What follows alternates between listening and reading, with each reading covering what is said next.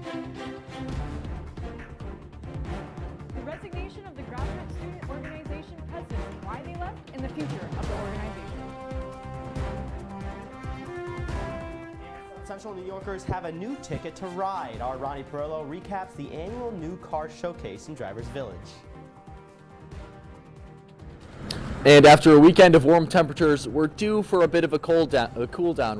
More snow could be on the way as well. News Live at 6 starts right now. This is CitrusTV News Live at 6, your campus news leader.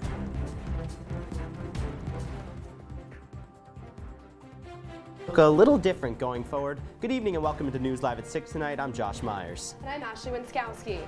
This comes after week-long protests against low pay. New at 6 tonight, the president of the Graduate Student Organization resigned this weekend amid an impeachment process. With more on the resignation is CitrusTV reporter Cora Mayer-Costa. Cora? Thank you, Josh and Ashley. Dowdy stepped down from her position as president of the GSO Saturday, just as the impeachment process started. The GSO Senate selected an impeachment committee this past Friday after 5 hours of deliberation to investigate her conduct in office. The impeachment articles were brought forward to the executive board earlier this week in lieu of at a traditional Senate meeting. Dowdy tells me she felt tension between herself and the executive board ever since last semester when meetings concerning the Syracuse Graduate Union began.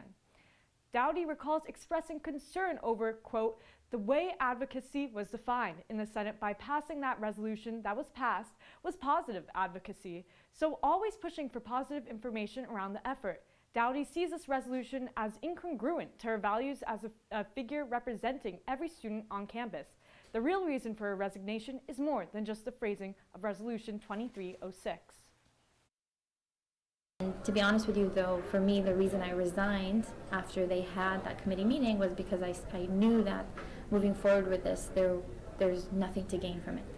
I didn't feel like I would be given due process, given how a lot of people felt towards me in the Senate. And that really comes from the fact that to begin with, I was denied entry to that meeting to form an impeachment committee. It wasn't until some people pointed it out that you're denying this person entry without a vote of the Senate that they let me in. But then they voted me out again. GSO's communications secretary, Daniela Puente, says when the impeachment articles were first brought to the executive board, the accused was not barred from the information. But the rules of executive session are, when you have a meeting, only the individuals present are able to have like the minutes for that meeting and the information from that meeting. And so that means like if I wouldn't have been able to attend a certain meeting, then I wouldn't have even, as an executive board member, would not have had access to the minutes and the record of that meeting because I wasn't present. The current interim president is Daniel Kimmel, who is the vice president of internal affairs. Reporting for CitrusTV News, I'm Cora Mayer-Costa. Cora, thank you. And student associate elections are right around the corner, so it's now's your final chance to sign up. The deadline is in just under 6 hours. The election will take place March 27th through the 31st, and 3 executive officer positions will be on the ballot, including president, executive vice president, and comptroller. 42 assembly seats are also open. Every year, the Syracuse faithful loves to pack the Dome for the Duke game. This year was no different. The JMA Wireless Dome saw over 31,000 people attend Saturday's game. That includes Bills safety Damar Hamlin, who's still recovering after collapsing on the field in December. Legendary broadcaster Dick Vitale was on the call for SU's 77-55 loss. Our Ben Spector will recap the full game later in sports. Now, in light of the recent tragedy at Michigan State, the university and DPS have a few reminders for students about safety. Among those reminders is one to download the Orange Safe app, which allows easy access to emergency contacts. The students can also subscribe to the Orange Alert system by updating their contact information on MySlice. Students are encouraged to practice a run, hide, and fight protocol, and DPS has a video explaining the protocol if you do need it. Any additional resources will be available through the Orange Safe app. And Syracuse University Housing, Meal Plan, and ID Card Services sent an email out to students today asking residential students to complete a form indicating your plans for spring break. The form allows the university to provide necessary support to those remaining on campus. You can find the form in the self-service housing portal. They are asking students to complete this form no later than March 1st at 5 p.m. Students should also keep in mind that they will be able to make edits to the form if their plans change. The Barnes Center at the Arch has received yet another stamp of approval, the AAAHC, that surveys healthcare experts to determine whether an organization has met national standards. They've given the Barnes Center a 3-year accreditation. The process covers all parts of care, including members' rights, health, education, and wellness promotion, administration, and more. Well, the Syracuse Auto Show returned once again this year with higher attendance numbers. Our Ronnie Perillo was there and tells us how the show went. The annual Syracuse Auto Expo took place downtown at the On Center this past weekend, showcasing brands available to Central New Yorkers, all new for 2023. Central New Yorkers were geared up this weekend for the annual Auto Expo. The show, now in its 114th year, is one of the oldest in the nation. Every year, however, it draws the newest models, local dealers, and thousands of attendees over 4 days. The newest in tech and style are spread across 135,000 square feet of floor space. The show is the largest in the area and gives people from Central New York, the North Country, and the Southern Tier the opportunity to see what could be in their driveway. But the money raised from the show doesn't just go towards cars. Yeah, we have the night before the show opens, there's a charity preview that we sell tickets to, and each of the charities sell tickets to. And this year we've raised, I don't have the final numbers, but it's over $250,000 to 14 local charities. Some of the participating charities this year include the Food Bank of Central New York, Make-A-Wish, and Meals on Wheels. And with the future looking to be electric, more hybrid and electric-powered models were on display. An early peek to the future in the Empire State, as New York will require all new vehicles sold in the state to be electric by 2035. But what about used cars? Aiden Howe is with Audi Cicero and says that while new car sales are leveling to pre-pandemic levels, used cars are still hot on the market. I would say sales at Audi specifically are doing very well with used cars. Part of that is because people can't find what they're looking for, so then they have to turn to the used market. According to Mainheim, a wholesale marketplace, used car prices are expected to increase after plummeting over the last few months. Prices are already up 4% over the last several weeks, but if you want a new car, you're in luck. Personally, at Audi Cicero, we've had more cars now than we have in the past few years, and that's helping us a lot to get our customers what they're looking for. From the On Center in downtown Syracuse, Ronnie Perillo, CitrusTV News. Ronnie, thank you so much. Well, Josh, those were some beautiful cars at that auto show. I mean, they are really nice cars, but I know me and you, our cars probably will never be able to get into such a nice show like that. Yeah, we've got some older vehicles. You know, I'm on my 4th car. Are you now? Yes. I don't want to know what happened to those other 3, but your car, your convertible also goes... It is an older car, but the top does open, so, you know, that's going to be nice for the sunshine that's coming our way. That's right. I mean, when you got that sunshine, you could blast the music, blast your favorite Billy Joel song. I know you love Billy Joel. Yes. But we are having a little bit warmer weather. We have our own Peter Elliott outside, who I don't think is shivering too badly right now. Peter, how's it looking out there? Hey Josh and Ashley, I'm bundled up right now because these temperatures are calling for it. Right now, we're in the upper 30s, low 40s, but with about an 8-mile-per-hour wind chill, it feels more like 32 freezing. But a lot of people outside don't seem to be feeling that. We're seeing a lot of sweatshirts, a lot of light jackets, more like the temperatures we saw this weekend, which we didn't see a lot of heavy jackets, especially on Saturday when campus was crawling with hordes of people gearing up for the big Duke game. Didn't see a lot of heavy jackets because the weather didn't call for it. We saw temperatures up in the 40s. Tonight, right now, we're getting ready for a cool down this week. We're going to see a lot of temperatures in the 30s throughout the week, and we'll see that tonight as we'll dip down right to about the freezing point, 32 degrees, but the wind will die down just a little bit, making it more manageable. We'll see winds right around 2 to 3 miles per hour, and then we'll warm up tomorrow right around midday. We'll get into the mid-40s, which is pretty welcome, despite the lack of sun. We won't see a ton tomorrow. We'll see a lot of rain, not a ton of sun. Still, we're going to get up into the 40s. That might be the high water mark in terms of temperatures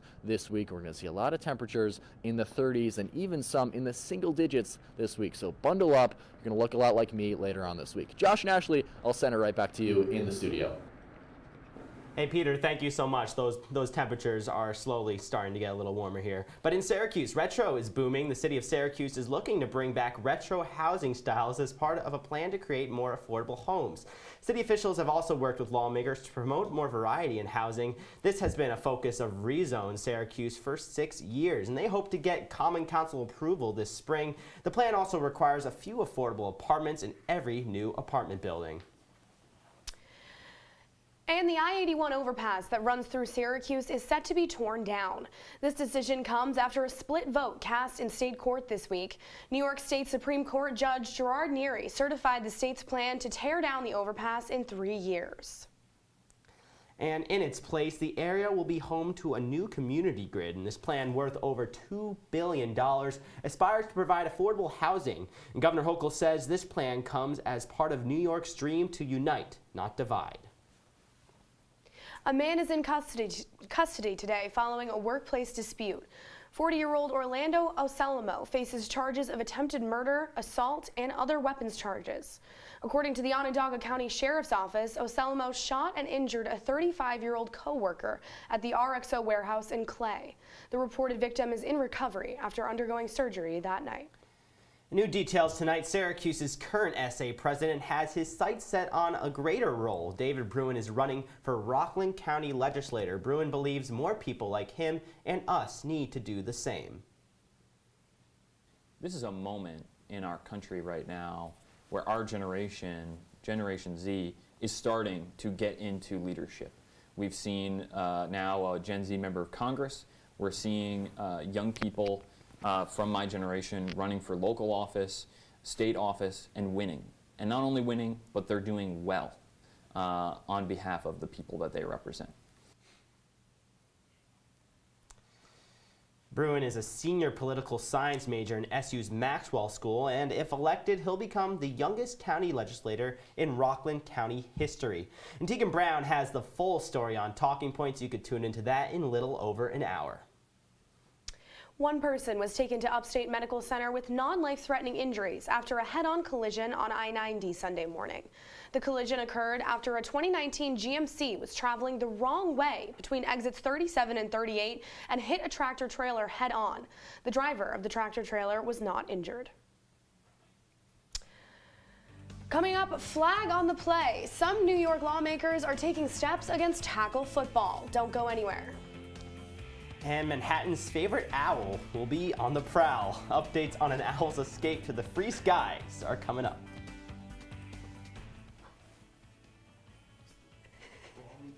Yeah. Just 1 minute, okay? That's fine. That's okay. They showed the owl when you were reading I that know. tease. They showed the football when you were reading Owl on the Prowl. I laughed. Why don't we go find out?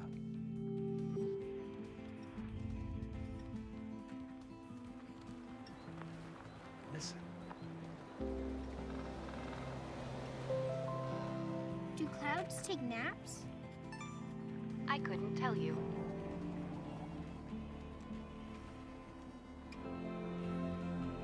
Can birds draw pictures? I don't have an answer for that. Dad, do stars visit their friends? Look!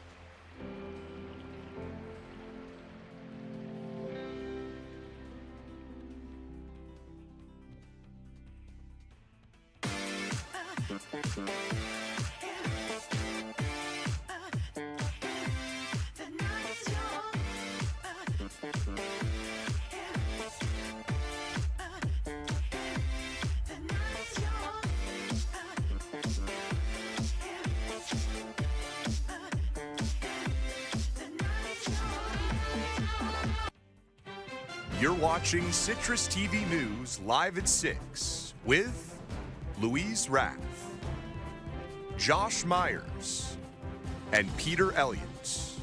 Now, your campus news leader continues.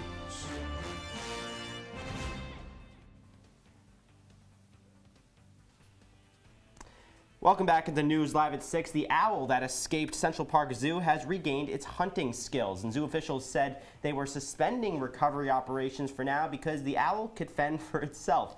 And after its escape, the owl has pretty much stayed in the Manhattan area close to the zoo. It flew around Upper Manhattan, made its way down to 5th Avenue. That's quite the place to be, where a rescue operation failed, and zoo officials will now keep a close eye on its health. Plus, a new bill may ban children under 13 from playing tackle football in New York State. Any schools or leagues that allow it could receive civil penalties. In 2021, the CDC published a study that found that kids who play tackle football experience 15 times more head impacts than those that play flag football. These injuries could lead to negative long-term effects. The legislation is named the John Mackey Youth Football Protection Act. Mackey was a tight end on the Syracuse Orange football teams of the 60s. After a Hall of Fame career in the NFL, he suffered from CTE, a brain condition linked to repeated head injuries. And some New York State troopers face criminal suits today. The FBI is now involved in the probe into the police association. Investigators are looking at the PBA's financial dealings. There have been allegations of widespread policy violations within the labor union, including possible conflicts of interest. The FBI's involvement comes after authorities raided the headquarters of the PBA in Albany last month. The mobile phone of the union's former president was seized, along with computer hard drives and boxes of records from their offices. The union reportedly gave hundreds of thousands of dollars to individuals or companies with connections to its leaders. In the latest now in Ukraine on President Biden, the commander-in-chief is fresh off a surprise visit to Kyiv. His trip marks the one-year anniversary of the Russian invasion of Ukraine. And Biden's arrival in the capital city was kept secret for safety concerns. He met with Ukrainian President Volodymyr Zelensky to express America's ongoing commitment to the people of his country. Freedom is priceless. It's worth fighting for as long as it takes, and that's how long we're going to be with you, Mr. President, for as long as it takes. We'll do it. Thank you, President. Is in Poland tonight for diplomatic meetings. And just ahead on News Live at 6, we're due for a wintry mix of rain, sleet, and snow. What you need to know about this week's weather to stay safe. All ahead on News Live at 6. See your room.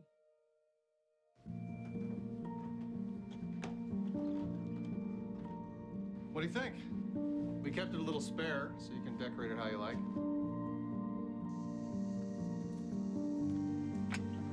Dinner. Go. Excellent. Suckers. Yeah, I saw you guys out there. We're the family. Yeah. Oh, I thought you were on my team. Wait.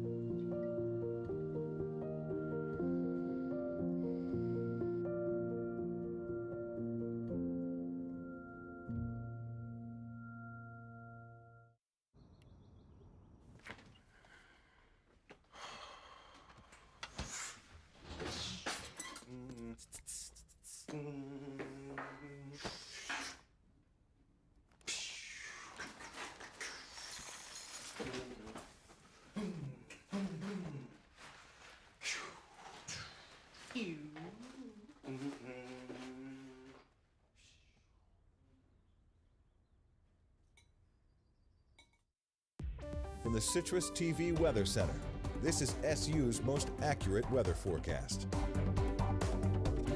Hey, welcome back to News Live at 6. Let's take a look at your forecast for the next 5 days. Looking pretty monochromatic here. A lot of gray, a lot of rain, and a lot of snow. And temperatures are going to get down into the 20s. A little bit of a cool down compared to what we saw last week. A lot of temperatures in the 40s in what is one of the warmest winters on record in Syracuse. We're feeling a little cooler this week, as we see later on in the week, kind of get down to the 20s and the single digits, a low on Friday. Some rain throughout the week, scattered on Wednesday, Thursday, and Friday, is mixed in with some snow as well. We're going to see kind of a wintry mix fall down on Wednesday, Thursday, Thursday and Friday, which could make the roads a little bit slick. Here's what we're going to see throughout New York. Throughout the southern tier as well, all the way across Albany, we're going to see less than an inch of freezing rain, sleet, and snow, which could ice over and make the roads just a little bit slick on Wednesday and Thursday. So be careful for that when you're driving on the roads on Wednesday. And speaking of Wednesday, the Orange have a big game on the road against the Clemson Tigers. Here to tell us all about it is Ben Spector.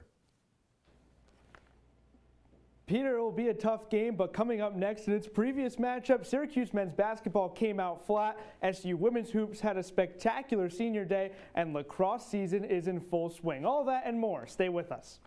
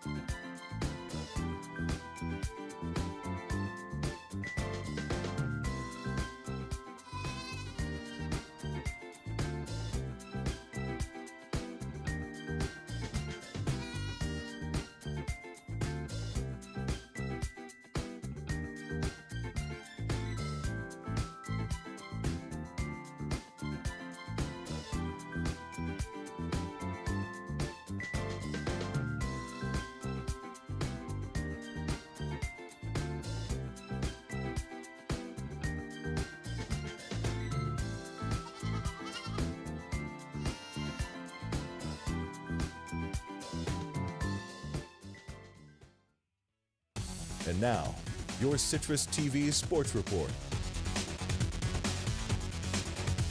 In front of the largest crowd the Dome has seen this season, Syracuse men's basketball came out flat. Welcome to sports. I'm Ben Spector. SU played host to Duke on Saturday, and the Orange lost to the Blue Devils 77-55. SU had a chance to jump Duke in the ACC standings, and you might have wanted to tell center Jesse Edwards about that opportunity. The senior put up a dud. The Dutchman contributed a season-low 5 points on just 3 shot attempts and 5 rebounds. Plus, this performance comes after 2 consecutive double-doubles. Defensively, Edwards struggled as well, and the Duke Bigs had a field day. Center Kyle Filipowski had a double-double with 14 points and 11 rebounds, and 7-footer Derek Lively contributed 6 and 8. It was a rough night in the office for Edwards, and the center can flip the switch this Wednesday against Clemson. The Tigers have the 3rd best scoring defense in the ACC. Game time is set for 7, and be sure to tune into Citrus TV's Orange Press Pass at 11 for all of your post-game coverage. From the men's side to the women's side, Syracuse women's hoops dominated its senior day and snapped a 2-game losing skid. SU took down Miami 77-68 inside the Dome. The Cuse got off to a quick start and held an 8-point lead at the end of the first quarter. From there, Syracuse didn't look back. 5 players scored in double figures for the Orange. Guards Deaja Fair and Georgia Woolley led the way with 14 points each. 9 of Woolley's points came from beyond the arc. That's 3 threes. And freshman Kennedy Perkins contributed a season-high 13 off the bench in just 17 minutes. Grad student Dariana Lewis was the lone starter with under 10 points. SU can finish the season strong when it takes on Pitt this Thursday at 6 on the road. Over to the field, 19th ranked SU men's lacrosse fell to 9th ranked Maryland 15-12 this past weekend. The big story was the face-off effects right behind me. Syracuse's Johnny Rachuza went 7 for 30 from the circle, and Maryland took advantage of opportunity after opportunity. This comes after Rachuza went 9 of 21 from the dot against Holy Cross last week. The Rochester native can improve this Saturday when the Cuse host 12th ranked UNC at 3. The Tar Heels face-off specialist Andrew Tyre is 4th out of 5 teams in the ACC in face-off percentage. Rachuza, for that matter, is 5th. And finally, in the Dome, in an in-state rivalry, number 2 Syracuse women's lacrosse took down Binghamton 17-10. Megan Carney had 4 goals and 2 assists. Attacker Megan Tyrell had 5 helpers and 6 points. Yeah, Ben, big weekend for sports here on the Hill. I want to hear your thoughts on the Duke game for Syracuse and if all tournament hopes are dead. I would consider them dead, Ashley. You had a chance to jump Duke in the ACC standings. Same ACC record, same conference record, then you go up against Clemson, a really good ACC team there. No positives from that Syracuse and Duke game for the Orange. I don't see any hope after that. Yeah, definitely not worth camping out for that game. It was That's very for cold. sure. Ben, thank you so much. When we come back, we'll take one last look at your weather. Stay with us.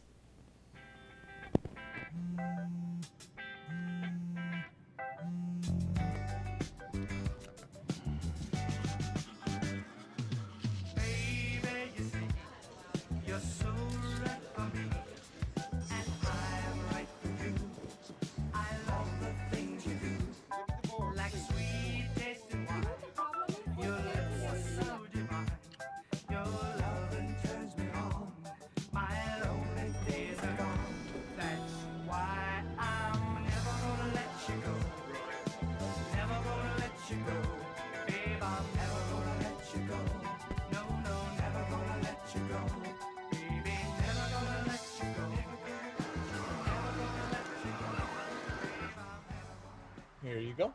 Thank you. Thank you.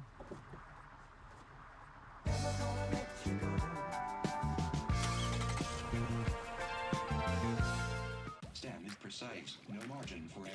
Dare to forget that. Dare to have fun with it. Get weird with it. Dare to send those old STEM theories flying past the neighbor's house into outer space. Dare to program something internet-breaking, record-breaking. Dare to blow their minds. Dare to learn the difference between sedimentary and metamorphic rock. Go find those rocks. Dare to keep daring. Dare to STEM. Check out She Can STEM to get started. When you wake up tomorrow, get that big coat ready. It'll be 36 when you wake up, but we're going to be warming up as the day goes along.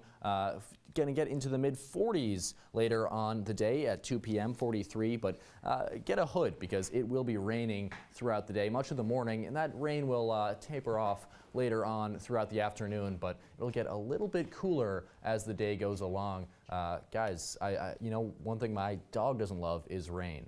Yeah. I mean, the worst thing is going out in the rain to walk your dog. Right.